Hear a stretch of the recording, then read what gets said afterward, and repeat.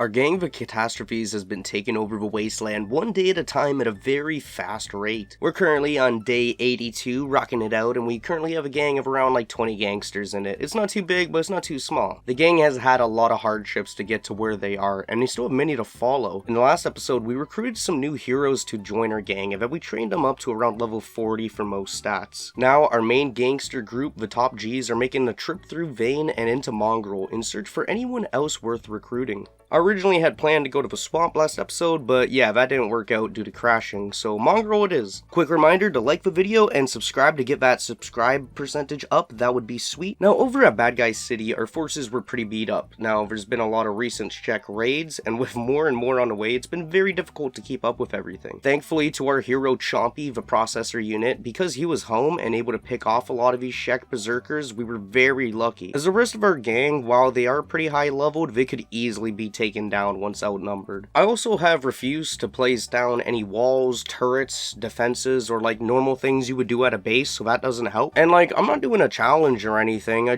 haven't placed them because, you know, I'm like lazy or don't care about that. I don't even end up doing that in this episode, so go to the comments and tell me to build some walls or else it'll never get done. I was now making sure at Bad Guy City all of our knocked out gangsters were at least put into beds and stuff, that way they could stop bleeding out. We'll need as much health as we can get in order to fight these brutal Czechs, because the raids just seem to never end lately. I mean, we're currently enemies to every Czech faction in the game, so that's pretty not good. And meanwhile, the top Gs had arrived near Mongrel, but saw a lot of dead hive Fogmen. These guys, they run around Mongrel and they kidnap travelers, to which they put them on poles and then eat them alive in a big group. It's really inhumane, really fucked up. Like, these guys aren't cool at all. It's the main reason why mostly everyone inside of Mongrel is stuck in Mongrel, you know, as the fear of being eaten out alive by a blue hiver.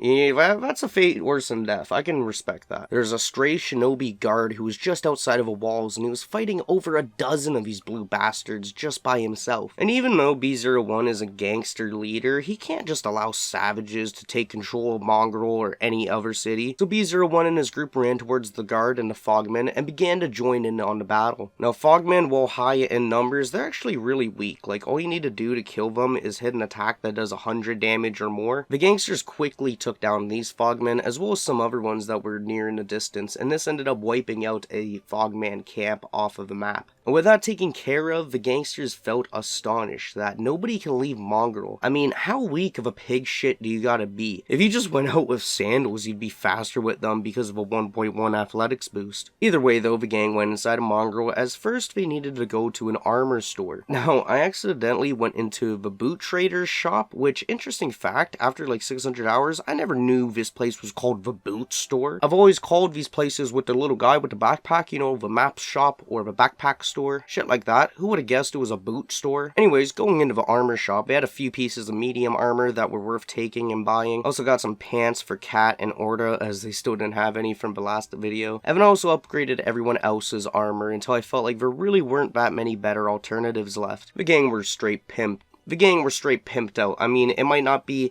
specialist or masterwork for everyone, but quite a bit of this armor is top tier. Now it was time to find some recruits. Firstly, by bugging an old man named Crumblejohn, it'll get him to break down and offer to join our group for free. That's always pretty sweet, and Crumblejohn's like an OG Kenshi character. He's pretty sick. But the gangsters searched around the bar for some time, and they just couldn't find anyone else, unfortunately, so it was on to the streets. This is where I find most of my best women in life. B01 would end up spawning a red-haired Scorchlander, and she says, stranded in this dead-end town, and for what? Some puffed-up tech hunter rumor of AI cores and CPU units? Well, goodbye blue skies, goodbye sunlight, so long desert breeze. Now there's the sounds of fog to listen to instead. Listen to that, and there you've got yourself a few sleepless nights. And don't even get me started on the food. How much longer of reserve's gonna last of this marooned island, eh? Strike seems really hopeless, so B01 decides to play Captain Save up. You know what, let's not. I'm not getting cancelled right now. Not for misogyny. Not today. Not gonna do it. B01 insists to this fine lady that she should just leave town with him and the gang. I mean, she sees that everybody's got pretty cool armor and pretty cool weapons, so she offers to join the gang for free and leave with them. We now had a great team set up for the top Gs, with the last mission on the agenda being to buy some new weapons for our gangsters. I would go into the weapon shop, and I did have to sell one of our CPU units to get everything, but after that it reminded me that I'm still in search of that orange mule skeleton guy. Remember, he only needed a new CPU, and now that we finally have that, of course we can't find him. I did try to play a quick round of Where's Waldo in Mongrel, but I did not win, so we'd have to leave Mongrel yet again without that guy. Now, with all the business wrapped up, the gang decided to leave through the gates and had the goal to explore now. They'd come across many Fogmen warriors until they found a Mist Fiend. These guys are way stronger. While they do have a low defense and strength level, he's rocking an 85 in attack and a 216 in dexterity, which is fucking disgusting. It'd be borderline illegal. Like, Mist Fiends can easily be on level with our group, but once we started fighting, it became outnumbered and we were able to break both of its arms. This was enough to render the monster basically completely useless, and he tried to run away. Now, we had to chase this Mist Fiend around until eventually they were able to knock it down. And he had 4 teeth on him, all of which would sell for about 600 cats. So, seeing as you make like 2,400 cats per kill, they might not be a bad idea to hunt. I mean, as long as we can handle more than a few of them. Moving on, the group continued throughout Mongrel and would head through the north into the location called Dreg. They would continue to head to the west so they could get near the edge of the map and see the ocean. The gangsters would stumble across a random village owned by a group called the Deadcats. With no knowledge of who they are, I just kind of assumed they were bad guys because they looked like it. You know, I didn't like the cut of their jib. So the top Gs would sneak over to the gate and then unlock it, to which they were free to enter the village. Now, the Deadcats did nothing, which was really strange. I mean, we tried to get into one of the houses, to which they immediately started attacking, so they didn't like that. But the battle was on, and it really wouldn't last long. There was like 5 people living at this place. So the gangsters basically just slaughtered like a single family, that's it. Not really cool. There wasn't even any loot here either. And one of the buildings was completely inaccessible. Like, I couldn't open the door or go into it, so that was pretty cool. And it was right after this when we would get karma hitting us in the face like a hammer, when a group of the Deadcat traders were just coincidentally, like, comedy sitcom on cue coming back to the village. They spotted the gang leaving the village and started attacking, to which I learned what fear and pain is in one go. Now, I guess I have a mod that makes animals stronger, but for some reason the Garus are insanely strong. Like, they're hitting everybody for 400 to 500 damage. Left and right, people are getting one hit and just dying. So I realized, okay, this is not the reality we're gonna live in. We're gonna reload a save, and I'll either have to take that mod off of my mod list, or I'll just have to be super fucking careful of Garus. Hitting for like 400 to 500 damage, that makes them more dangerous than beak things. Now that I reloaded, the gang were off, and this time, instead of fighting the village, they did go and head north. This way we would get to travel towards the burning forest. Now I realized I've never been around this area after like 600 hours, so this is even brand new to me. This place is truly a disastrous hell. It's not even a burning forest that we got to. We got near the burning forest and we entered the Shrieking forest. Now there's all these bandits running around, and they call themselves the Shrieking Bandits. And I tried to get a group to fight us, but it didn't really work, so I tried to get closer and closer until eventually one bandit would run up and, no surprise, to start shrieking at us. It was clear these guys were insane and we had a battle on our hands. And while this one group of 20 was going to be fairly strong, there were like 10 other groups of 20 running around these parts, which was greatly outnumbering us. The Shrieking Bandits all have these purple tentacle suction type equipment. It's beyond unsettling. And like, they don't even have horrible stats. I mean, the standard bandits have around level 20s, and there's some of the special units, they have stats near the high 60s up to the high 80s. So this was bound to be our first challenge in a while. The first group would go down with knocking only our newest recruit, Strike, out. But before the first group was even eliminated, 2 separate Shrieking Bandit groups ran and sandwiched our gangsters. The battle was now super duper serious. I mean, there's easily 100 of them,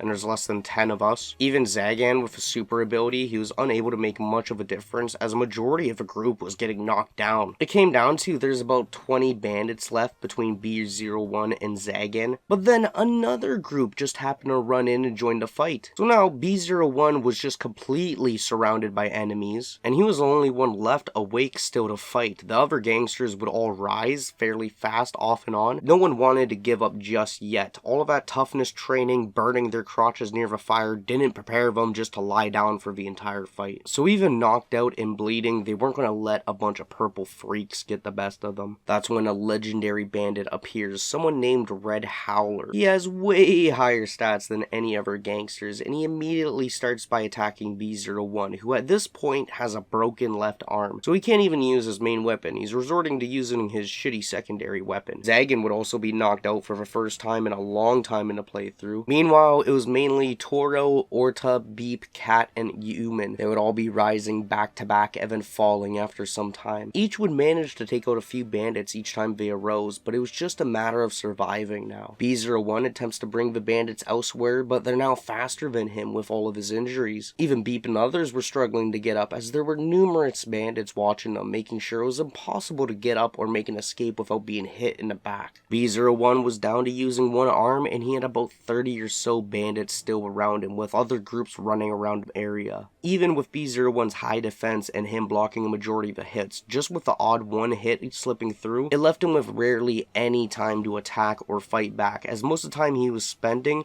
was either by getting hit or blocking shots. They had been waking up from their injuries and pushing through it, but this was definitely taking a toll on everyone. B01, being the only one to not be knocked out straight away, would attempt to hold his ground until his team could heal him up. Beep tried to drag some of bandits away, but he didn't get really far before they caught up to him. And it was at this point that B01's right arm finally broke, so he was now completely useless. Just like the Mist Fiend in the start of the video, he was now limping and nearly knocked out, so he attempted to drag some of the bandits away from the group. And this was when he was finally taken down. Now this was not the end of it.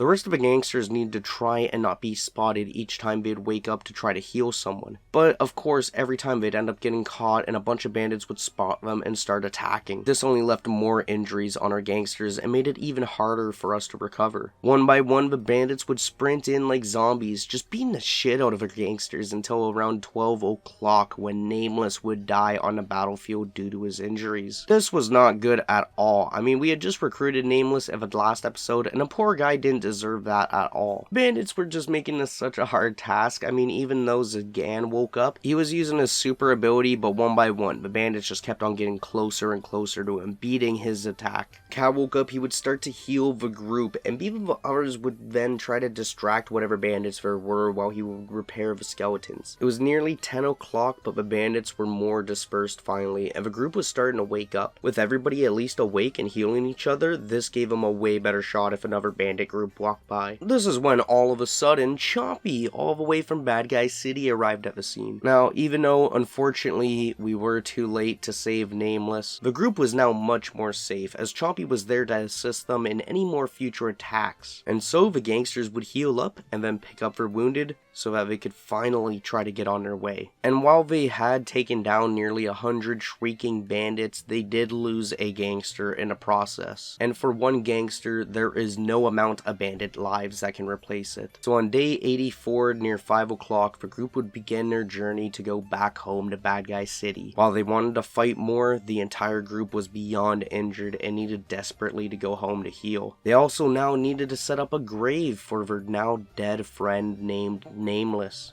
Before we go, let me just say thank you to everybody who's donated to the PC fund so far. I could not believe it. We got a basically $500 donation from a mad lad who goes by the name of Nicola on the channel. And when I saw this, it like literally had me in tears. Like, thank you so much as well to Paul, Pascal, and Conrad, as we're now already at over $530, which blows my mind. I mean, you guys are the best, and since we're at $500 already, I think I want to set the general goal around $1,500 to $2,000, since I'm going to be putting my YouTube checks towards it and saving a bit out of my personal money I make from work. I am hoping I can probably get this PC all together and built by summertime, and I'll do it all on a live stream. I'll also do something like write everybody's name who donated for the PC into the PC or something. I see how much you guys believe in me, and trust, it has me all blushed up like a dirty little slut, so y'all treat me very good, and just know I appreciate all of you people for enjoying my content and being on the ride with me. Now, if you like these videos,